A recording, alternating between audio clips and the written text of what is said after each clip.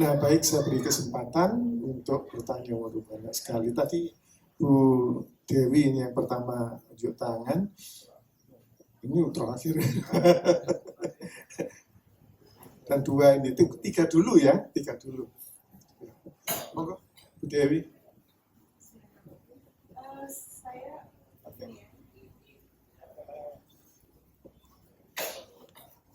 Baik, saya akan bertanya menyampaikan pada Abuna Andreas, ya. Artinya Kristen itu selalu pertama bilang kami minoritas, ya. Itu dimanapun berada, Kristen itu selalu bilang kami minoritas. Dan dengan dalih kami minoritas ini, bilang dengan dalih kami minoritas ini, sebetulnya meminta keistimewaan. Walaupun secara eksplisit tidak disampaikan.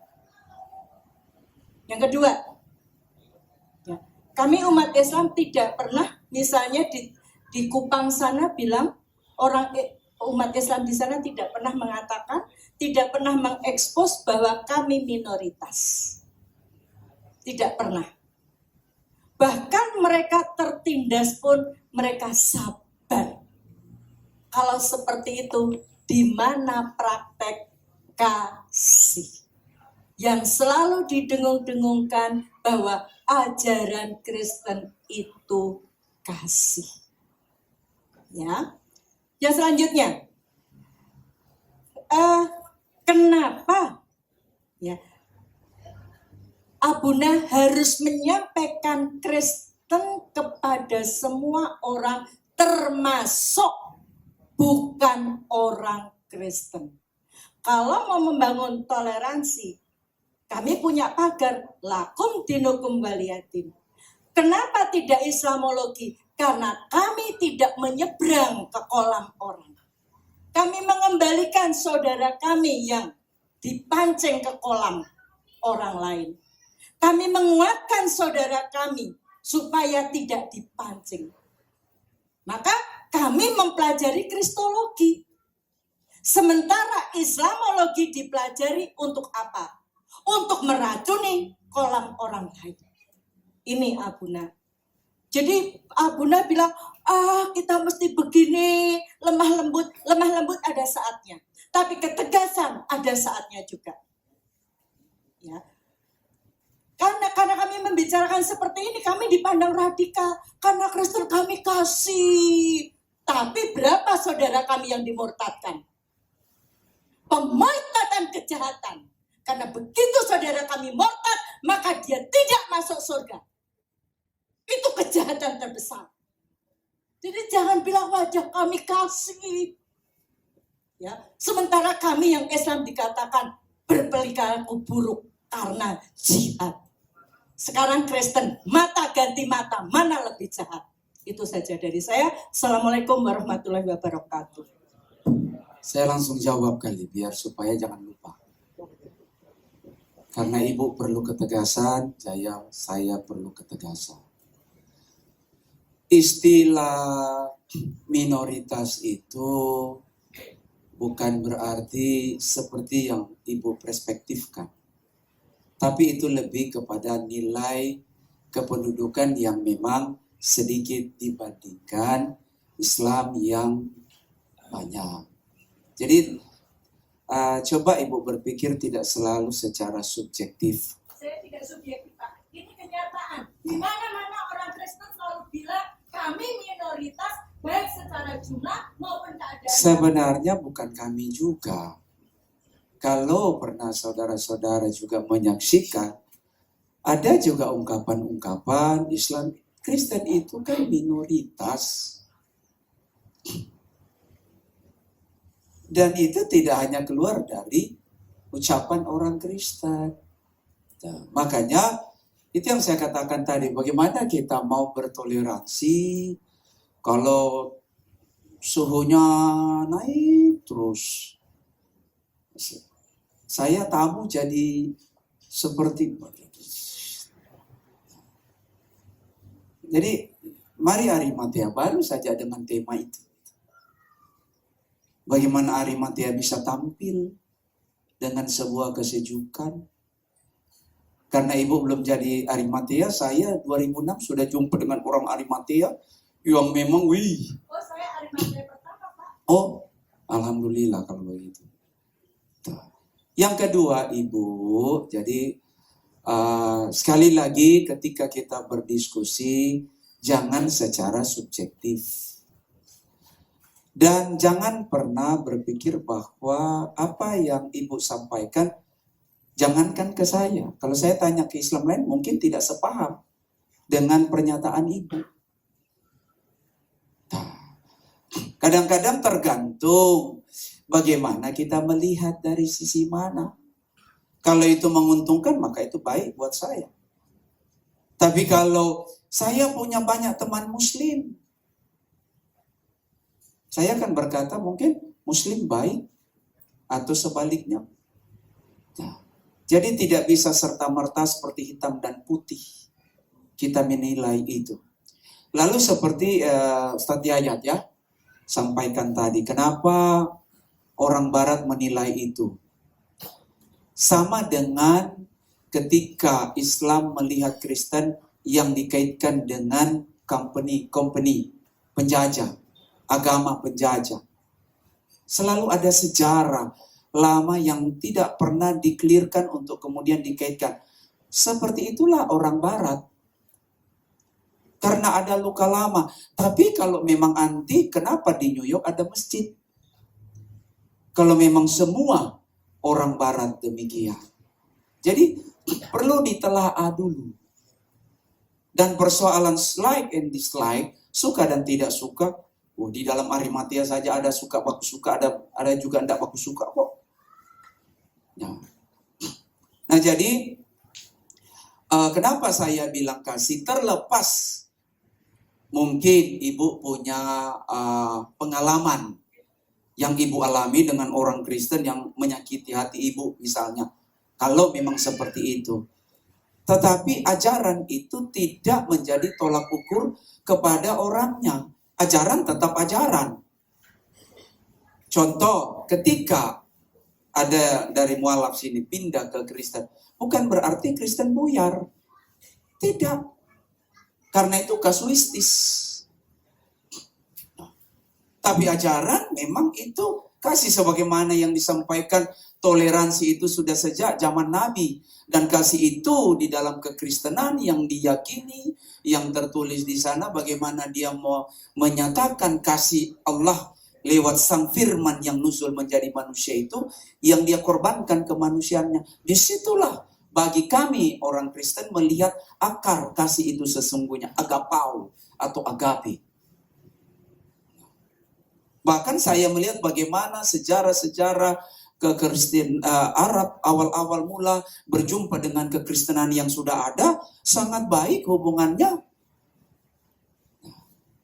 Kenapa tidak mengambil contoh yang positif? Dan contoh toleransi yang kebablasan itu memang tidak. Tetapi yang saya maksudkan kemajemukan, kebersamaan dalam konteks positif. Tentu ada batas. Saya dengan Mas Yayat, saya dengan Mas Iwan, tidak pernah ada zaudun, tidak ada. Tapi ketika Mas saya harus sholat, silakan. Nah, itu. Jadi saya berharap banyak dengan Munas. Sayangnya sepertinya kurang banyak. Mudah-mudahan Munas ini lebih banyak lah. Supaya ada butir-butir yang dimunculkan oleh Arimatea yang betul-betul. Sebab baik buruknya seseorang bukan kita yang menilai, tapi Tuhan. Jadi itu saja Ibu yang bisa saya sampaikan. Ada lagi Bu? Pertanyaan. Oh yang mana? Oke. Ya. Bukankah Arimatea tidak saja mengembalikan rehabilitasi, tapi juga tetap syiar? Kita nggak bisa tutupi, Ibu. Apakah Arimatea hanya untuk saudara-saudara yang sudah dikafirkan, anggaplah seperti itu. Kemudian sesuai dengan kepanjangan imunisasi dan rehab supaya kembali ke Islam. Enggak, Arimatea juga tetap syiar dan itu nafas. Itu wajib. Makanya saya waktu itu dengan Ustadz Diki bilang, silakan Islam syiar, silakan kami Kristen Injil. Tetapi jangan memaksa orang, jangan merayu orang, jangan suap, jangan jebak, jangan. Dialog yang sehat. Itu maaf, itu mungkin dari Bapak, dari aliran Bapak itu seperti itu. Tapi yang di lapangan tidak seperti itu, Pak, karena kami nangani di lapangan. Iya Ibu. Kan Ibu juga tidak bisa mewakili atas nama Islam seluruh dunia kan?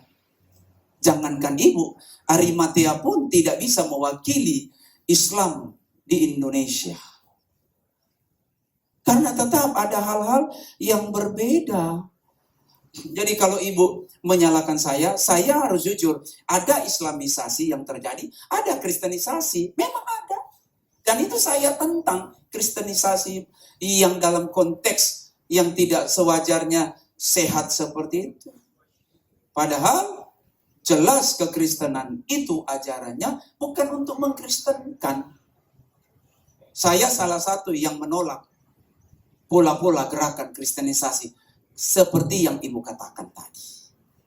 Tapi saya juga menolak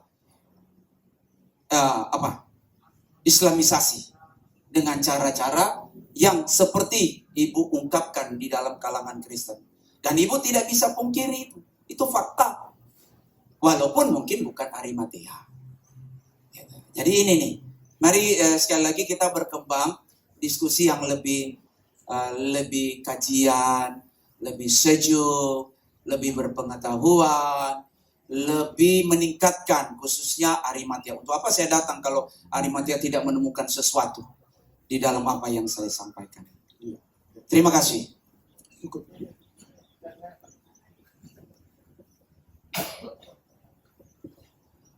Ya. Assalamualaikum warahmatullahi wabarakatuh. Semoga semua dalam selamat dan sejahtera, khususnya Abuna yang hadir pada kesempatan ini. Saya ingin menyampaikan bagaimana dengan juga sekaligus Ustaz, tuduhan bahwa Islam itu disebarkan dengan pedang. Kaitannya sering si Saifuddin Ibrahim itu menyampaikan Al-Baqarah 193 yang kaitannya dengan pedang. Tapi sebaliknya pada Abuna, saya juga ingin bertanya, bagaimana dengan Matius pasal 10 ayat 34? Yesus berkata, jangan engkau menyangka, aku datang membawa damai, melainkan membawa pedang. Nah, padahal Islam itu rahmatan lil alamin. Tapi kok bagaimana dengan tanggapan urusan pedang tadi disiarkannya? Nah, di Katolik apa Kristen, apa Yahudi, apa Nasrani, dialog antara Yesus dan ahli Taurat. Hukum yang terutama ialah cintailah Tuhan Allahmu dengan segenap akal, budi, jiwa, raga, dan kekuatanmu.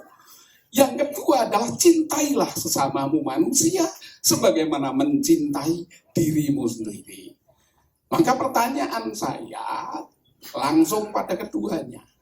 Bagaimana konsep rahmatan lil alamin ya, yang kemudian dituduh dengan disiarkan dengan pedang kepada Ustadz? Dan bagaimana konsep Yesus datang bukan membawa damai, melainkan membawa pedang? Sehingga dengan satunya pedang, maka ada laskar jihad, ada laskar Kristus. Maka saya tanyakan, bagaimana karena kita ini beragama itu bukan untuk berantem, untuk rahmat, untuk menggapai ya surga dunia, surga akhirat, yang dijawab memayu hayuning pawon. Maka saya ingin jawaban dari keduanya dengan kenyataan. Nah, mungkin di Abuna ada barisan seperti Arimatea di sana. Nah, dan di sini ada barisan Arimatea. Kapan Arimateanya Abuna ketemu dengan Arimatea kita? Itu yang kami rindukan. Sehingga nanti konsep bagaimana membawa rahmatan lil alamin, membawa kasih, membawa memayu hayuning bawono itu bisa terwujud. Nah, itulah yang saya tanyakan. Kalau mau dibaca literaturnya, Abuna sudah hafal. Matius 10, 34 sampai 41. Adapun Ustadz, ya kaitannya bagaimana menanggapi tuduhan khususnya Saifuddin Ibrahim ini. Bagi kami, luar biasa dengan teman-teman barisan yang ada. Yang di YouTube itu sering perang yang maaf. Nah, kalau kita ketemu gini kan enak, saling dialog, enak, bisa ini. Demikian yang dapat saya sampaikan. Terima kasih. Damai di bumi, damai di surga. Assalamualaikum warahmatullahi wabarakatuh. Waalaikumsalam. Saya yang pertama juga ingin mengklarifikasi. Saya tidak juga setuju kalau keseluruhan Islam dianggap teroris. Tidaklah. Nah, tapi tentu saya tidak bisa melarang mulut orang. Yang kedua, saya tidak ada di barisan itu untuk mencaci maki. Makanya ibu tadi dengan semangat juangnya tinggi. Saya tidak terbiasa seperti itu. Jadi kalau mau gontok-gontokan, nyun sewu, saya pamit pulang. Ya. Tapi kalau mau sejuk, 2 hari 2 malam juga boleh. Lalu setiap kitab suci itu kan Bapak, saya pernah katakan bahwa ketika mengkaji Al-Quran, maka yang hanya ditemukan bahasa budaya yang satu. Tapi ketika berbicara kekristenan yang berkaitan dengan Yudaism, maka ada bahasa Hebrew, ada bahasa Samaria, ada Suryani atau Aramaik yang mirip dengan bahasa Arab, dan ada bahasa Yunani. Ada budaya Yudaism, ada budaya Helenisme. Jadi sangat kompleks. Lalu di dalam penulisan kita ada perbedaan perspektif. Islam melihat kalam Allah itu adalah Al-Quran. Bagi kami kalam Allah itu adalah Yesus. Firman yang menjadi manusia. Sabdo neng Gusti ingkang manunggal dados manungso. Bisa juga saya Pak. Cuman itu doang. Sehingga kalau ada ungkapan Laskar Kristen, saya belum ketemu ya Pak. Secara fakta mana itu Laskar Kristen? Apalagi dalam kelembagaan. Nah, lalu ketika Yesus berbicara demikian, harus dipahami konteksnya. Saya percaya juga dalam pengkajian Al-Quran, tidak bisa hanya secara verbal, hurufiah. Perlu dilihat turunnya kapan, apa sebab musababnya. Makanya kan ada asbabun nuzul. Untuk mengetahui latar belakang sebuah surat ketika dia nuzul. Jauh sebelum Al-Quran, kisah Yesus itu kan kurang lebih 600 sekian abad. Dan ada ungkapan-ungkapan Yesus tidak bisa dilihat dalam perspektif Islam. Tapi dalam perspektif Romawi ketika itu. Nah ini harus very be careful ketika memahami sebuah ayat Alkitab. Ada bersifat alegoris. Ada sastra Yahudi yang mengandung kuno, yang mengandung dalam kitab-kitab Bereshit, kitab Kejadian. Tidak bisa seenaknya begitu ambil ayat, comot. Ini Yesus berkata, Allahku dan Allahmu. Berarti Yesus juga akui itu Allahnya, dia Allahnya murid-murid. Harus lihat konteksnya. Jadi kalau mau menekuni secara keilmuan, harus betul-betul sikapi. Yang kedua, sebentar ya Bapak ya, karena saya lihat tadi saya datang, ada ustadz yang sedang mengajar kristologi kan, silakan saja. Tapi saya ingin memberikan masukan. Bahwa ada perbedaan yang sangat signifikan. Orang Kristen itu dia beriman dulu, dia percaya dulu, baru dia belajar. Kalau orang Islam mungkin belajar dulu, baru percaya. Orang Kristen percaya. Makanya Yesus mengkritik para ulama Yahudi, kalian pikir dengan mengutak-ngatik kitab di dalam Injil Yohanes, kalian bisa diselamatkan? Tidak, tapi percaya kepada anak domba. Ya, jadi pedang itu bukan dianggap secara letterless. Kalau pedang Pak, misalnya Sulawesi Utara 40 tahun lalu yang masih 100% Kristen, sudah tidak akan ada Islam di sana. Sebagian juga saya percaya dengan isabilillah, istilah-istilah dalam Islam. Bukan berarti berjihad tadi harus selalu angkat pedang.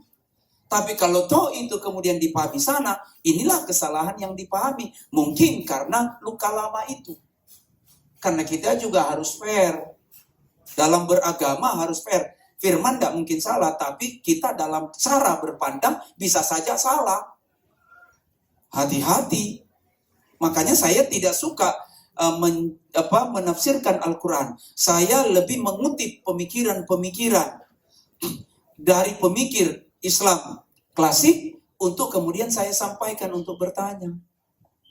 Karena waktu saya menafsirkan Al-Quran pasti salah.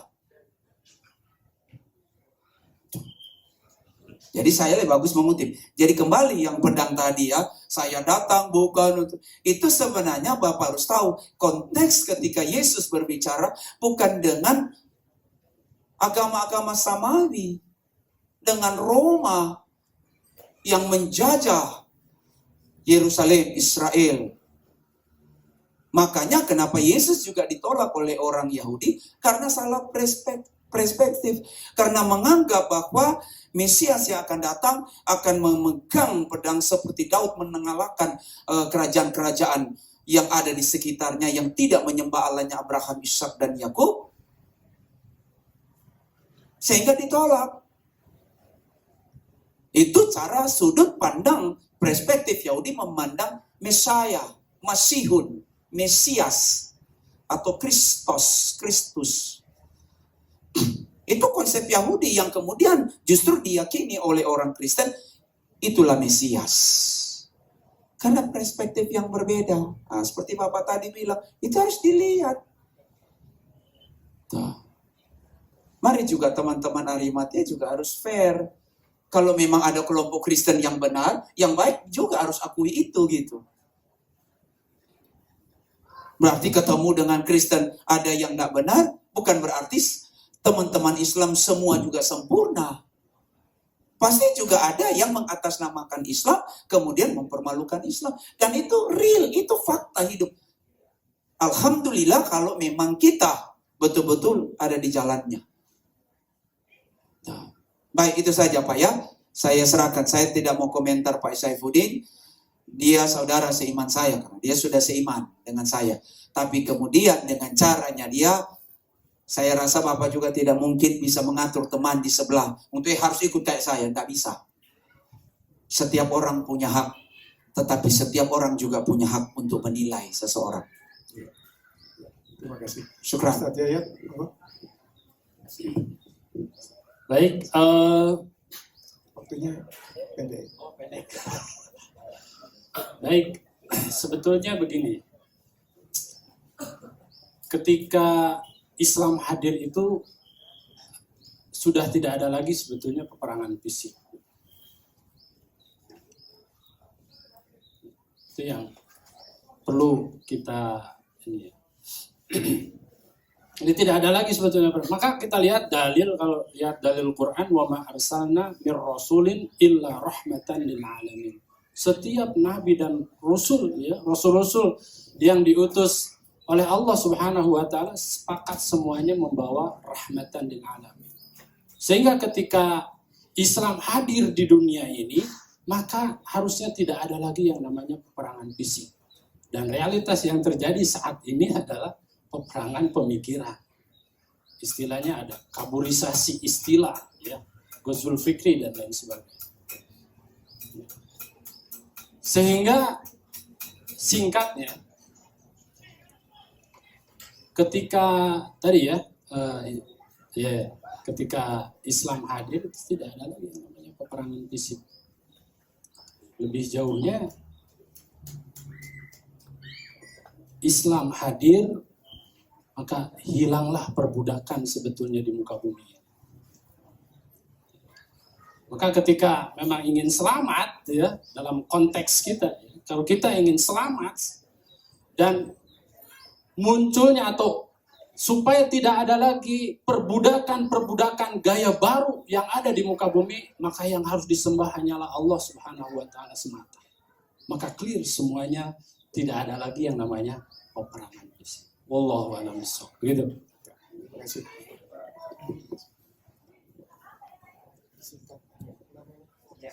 Terima kasih. Saya tunjukkan kepada Abna. Nama saya Nadianto. Akar dari istilahnya apa tadi? Ini ada judulnya tadi. Toleransi. Itu adalah kalau menurut saya nih konsistensi Tuhan. Artinya gini, Tuhan tidak mungkin bersifat inkonsisten. Jadi sejak awal, sejak penciptaan manusia, dia sudah punya visi, yaitu manusia dan jin untuk menyembah Allah. Ya.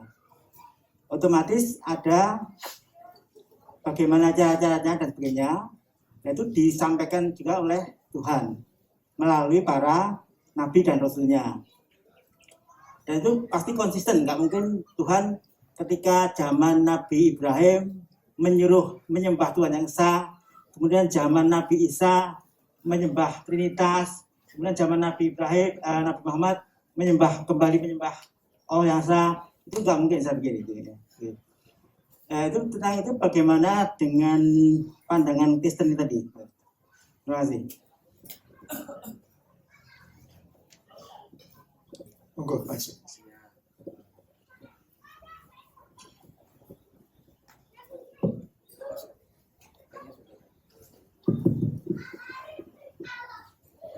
Pak siapa tadi?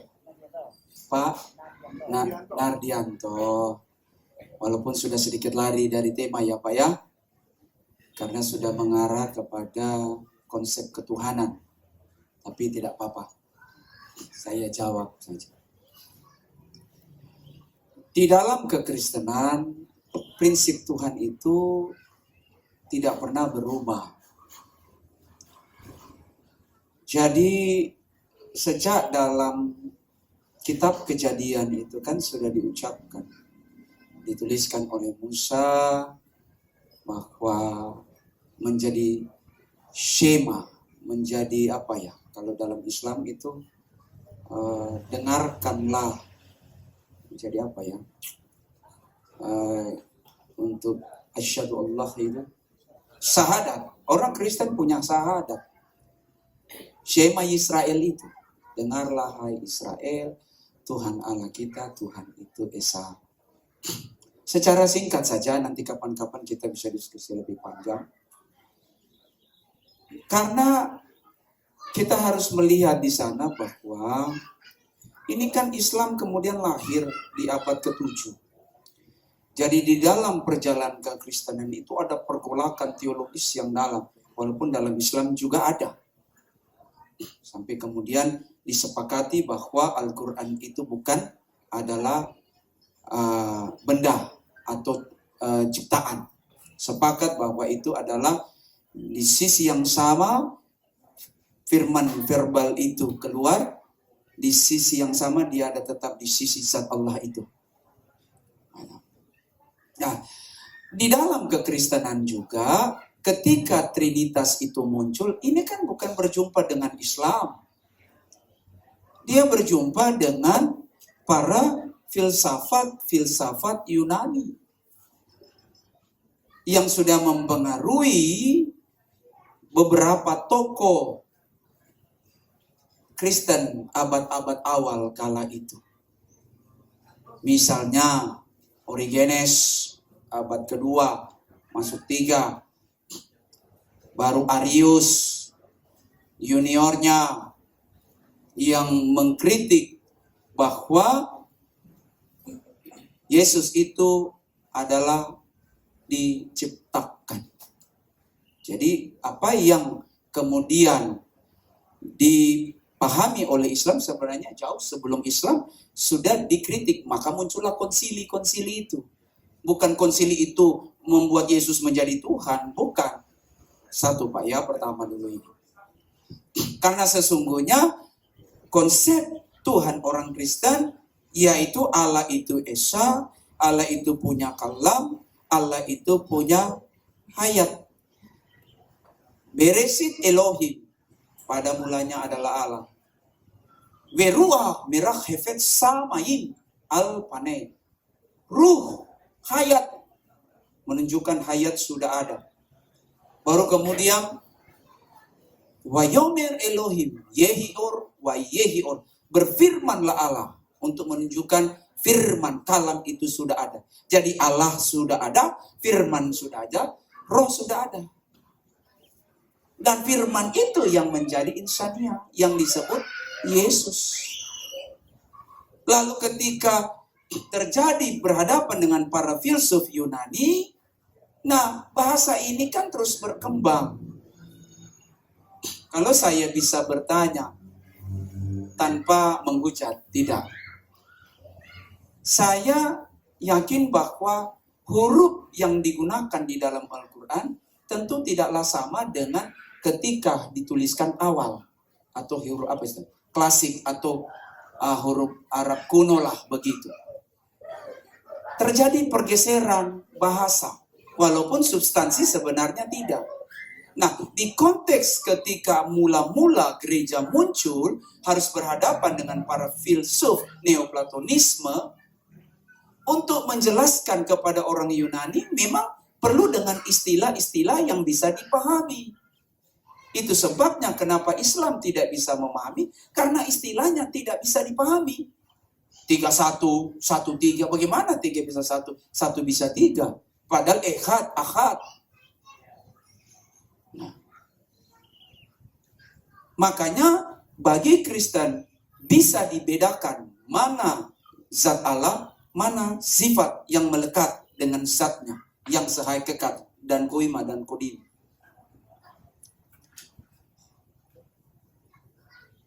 Perjanjian baru membedakan Lord TUHN huruf kecil dipadankan kepada Yesus.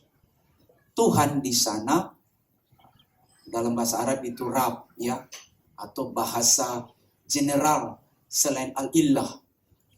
Kata Tuhan Lord di sana, kurios itu artinya itu yang dipertuan agungkan, kuasa, bukan berbicara pribadi. Sama dengan perjanjian lama T besar UHN besar. Atau kemudian terjemahan dari Yod HWH dibaca Adonai huruf besar. Nah, itu yang saya bilang di dalam Kristen memang cukup kompleks untuk bisa dipahami. Makanya masukan bagi teman-teman kristolog belajar betul-betul. Supaya jangan sampai salah. Karena apa yang dipahami oleh Islam tentang Rab, Tuhan, yang dimaknai kepada Yesus Tuhan sebagai penguasa, yang dipertuan agungkan, yang saya sering doa, saya sebut junjungan yang ilahi, itu berbeda dengan pengertian TUHN besar, huruf besar untuk zat Allah itu sendiri.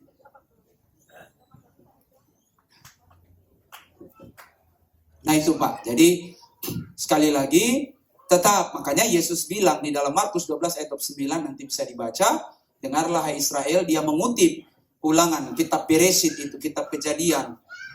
Dengarlah hai Israel, Tuhan Allah kita, Tuhan itu Esa. Tidak ada 2 Allah, tidak ada 3 Allah. Firman-Nya yang jadi manusia. Firman, di satu sisi firman menjadi manusia secara supranatural, misteri, di saat yang sama dia tetap dengan zat Allah itu sendiri.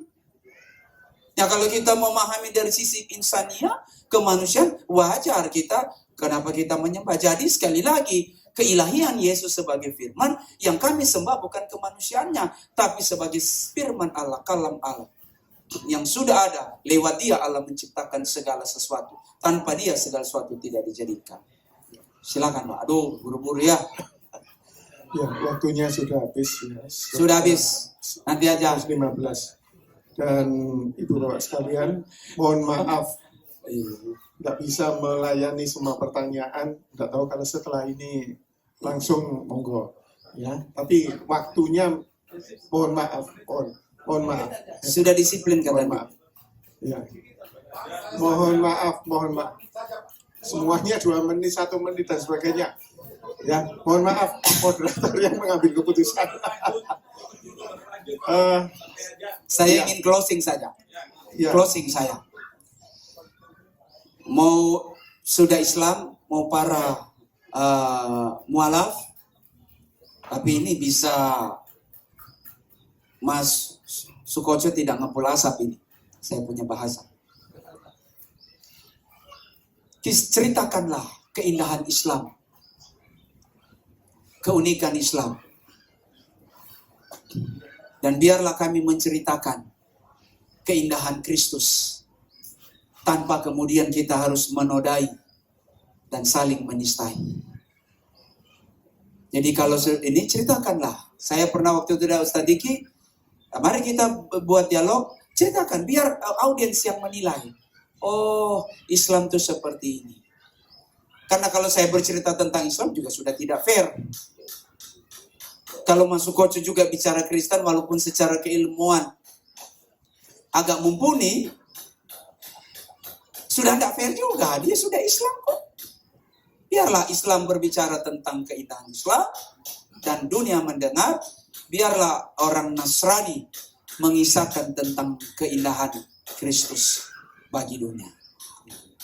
Ya, terima kasih. Tadi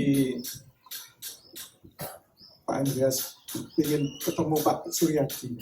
Ya, jadi saya berikan kesempatan pada Ketua Arimatea untuk berkenalan dan closing statement sekalian ya.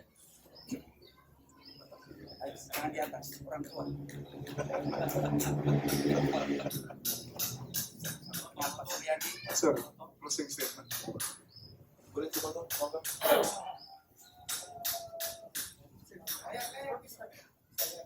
Mas, jangan ketinggalan kereta. Aku udah nggak gondrong itu. Iya, Sukoco palsu ini.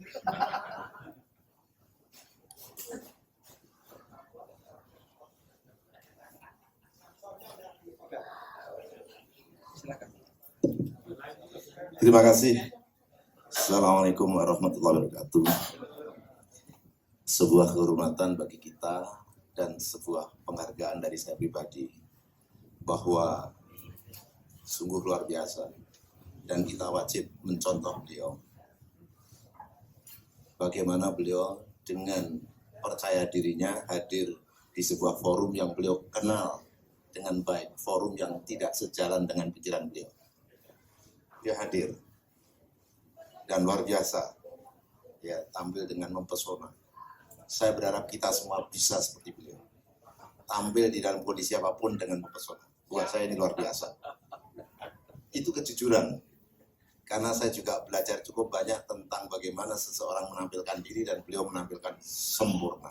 Nah, kira-kira gitu. Kalau di sempurna, sampai itu pesulap itu loh, sempurna. Beliau hari ini tampil secara sempurna dan bisa menjelaskan dengan sempurna meskipun Bapak Ibu mungkin tidak sependapat. Kan gitu ya. Tapi beliau menampilkan dengan sempurna. Argumentasi yang dibangun buat saya luar biasa. Beliau benar-benar orang yang pakar pada bidangnya. Baik. Barangkali saya ingin mengatakan seperti ini.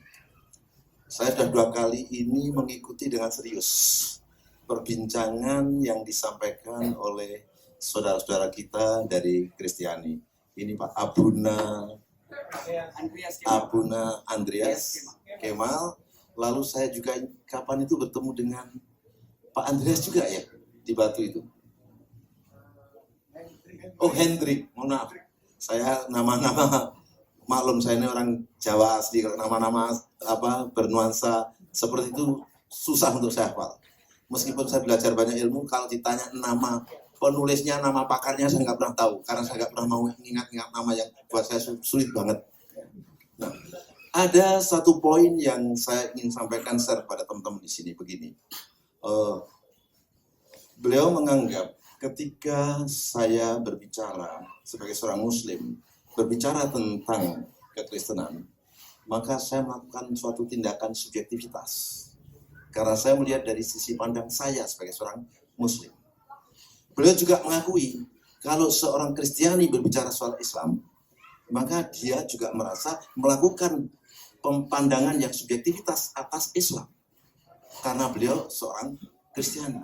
Sehingga lalu tidak fair ketika seorang Kristiani berbicara tentang Islam, seorang Muslim berbicara tentang Kristiani. Kira-kira begitu ya, kalau saya simpulkan dari apa yang disampaikan. Nah, perbincangan semacam ini sesungguhnya perbincangan yang sudah cukup lama berkembang. Hanya memang ini menimbulkan pertanyaan begini.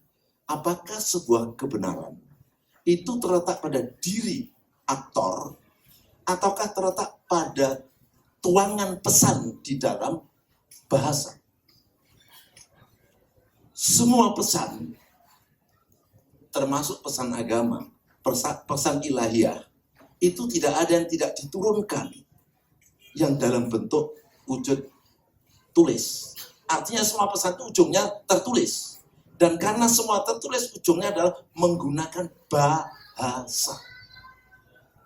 Pertanyaannya adalah, apakah bahasa itu bisa mencerminkan, mewakili arti, makna yang ada dari pesan ilahiyah tadi? Ataukah tidak bisa? Bila bisa, maka kita harus memulai segala sesuatu pada yang tertulis. Dan siapapun punya hak untuk tahu. Meskipun apapun warna yang mencoba untuk tahu. Tapi kalau kebenaran itu tertuang pada pengirim pesan, bukan lagi bisa diwakilkan kepada tulisan, maka kita tidak pernah tahu apa makna pesan, kecuali sang pengirim pesan itu sendiri. Oke? Dan itu dalam ilmu komunikasi memang begitu. Jadi kebenaran itu ada di mana sih? Di pesan atau di orang yang mengirim pesan? Nah, beliau tadi menyampaikan bahwa pesan itu terletak pada pengirimnya. Bukan terletak di bahasanya. Karena kalau sudah di dalam pesannya, maka sesungguhnya setiap individu kita, siapapun dia, dengan latar belakang apapun, punya hak yang sama untuk menyatakan sesuatu. Sesuai dengan yang tertuang dalam pesan. Gitu ya. Jadi kita kan jadi tahu, oh pesannya begini, ya maknanya begini. Kalau pesannya begini ternyata maknanya lain, maka berarti pesan tidak bisa mewakili kehendak yang mengirim pesan. Saya kebetulan orang yang sangat percaya bahwa pesan itu yang dalam bentuk bahasa itu bisa dipahami oleh siapapun senyampang kita punya akal yang sehat. Sehingga buat saya memang ukuran kebenaran ya terletak pada teks-teks pesan yang itu harus dipahami secara akal sehat. Tapi kalau kemudian sudah dipahami dengan sentimen-sentimen, saya setuju sekali. Karena kalau kita sudah sentimen, maka mohon maaf, saya suka menyetir lagunya Gombloh. Kalau cinta sudah melekat, biarpun kotoran ayam pun rasanya coklat. Jadi berhati-hatilah. Ya, ini. Nah, apakah kita sepakat atau tidak? Ya, tentu masing-masing kita kembalikan. Ya, kita kembalikan. Tetapi saya juga ingin menggarisbawahi bahwa di dalam kajian Islam pun kita tahu ada yang namanya kafir zimni dan ada yang namanya kafir harbi. Nah, kalau saya ngomong kafir, beliau nggak akan kaget. Karena beliau paham tentang ajaran Islam juga kan gitu kan. Dia tahu lah, paling nggak tahu gitu ya. Jadi beliau tidak akan kaget. Mohon maaf, saya harus mengatakan, hari ini kita bertemu dengan saudara kita yang kafir, tapi zimmi. Ya. Kafir yang tidak memusuhi Islam. Tapi kita juga harus sadar, ada kafir yang juga memusuhi Islam. Dan beliau tadi tidak menolak. Fakta realitas dalam kehidupan sehari-hari memang begitu. Ya. Demikian juga umat Islam ada yang menyerang, jawab akui juga, dan kita juga harus akui dong, fair dong. Ya, kita harus akui bahwa ada umat Islam yang tidak bersikap secara tepat di dalam keislamannya. Nah, tetapi juga demikian. Maka saya katakan, saya berani mengatakan, beliau ini kafir zimni. Kafir yang tidak menyerang. Karena itu beliau menghendaki istilahnya tersamu, kebersamaan, saling menghargai. Biarlah aku melihat diriku dengan caraku, biarlah kamu juga melihat dirimu dengan caramu. Kira-kira begitu. Inilah yang saya sampaikan. Saya tidak memberikan pembenaran ini itu, saya hanya menyampaikan wawasan. Mudah-mudahan ini lalu menjadi pelajaran buat kita bersama. Last but not least, saya sungguh mengapresiasi beliau. Karena kita diajari oleh beliau, mohon maaf, kalau hari esok penjenengan semua tidak seperti beliau, sungguh memalukan. Yaitu apa? Beliau berani datang ke kandang singa sendirian. Jos. Assalamualaikum warahmatullahi wabarakatuh. Beliau waktunya sudah hampir adzan. Saya harus menutup ya. Harus menutup dialog kali ini, dan saya ucapkan terima kasih pada Mas Andreas. Saya panggil Andreas saja. Monggo, boten menapa. Lebih akrab. Oke. Setengah detik aja.